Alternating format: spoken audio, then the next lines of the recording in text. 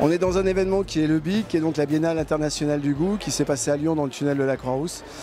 Et l'idée qu'à travers cet événement gastronomique qui était de s'ouvrir au grand public, c'était de s'amuser aussi à relever un challenge qui était le record du monde du plus grand plateau de fromage, qui était détenu par nos amis anglais, avec 45 produits, à peu près 1,2 tonne et une surface de 15 mètres carrés. Donc on s'est amusé à constituer un plateau, on a essayé de le rendre esthétique.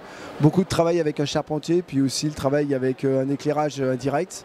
Et aujourd'hui, entériné par l'huissier de ce matin, on est avec 365 fromages, 2,4 tonnes, 24,5 mètres carrés et on a un mètre linéaire développé de 50 mètres.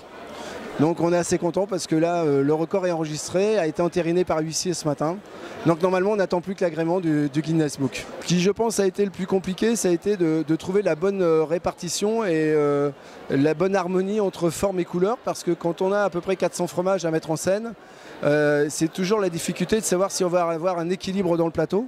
En plus, on jouait sur plusieurs niveaux, sur une distance assez longue. Donc il fallait à tout prix ne pas mettre tous les fromages de même forme et de même couleur au même endroit. Pour moi, ce qui est intéressant, c'est quand on fait un plateau de fromage, c'est un peu comme un peintre qui veut vraiment essayer de redonner une peinture du paysage qu'il est en train de voir.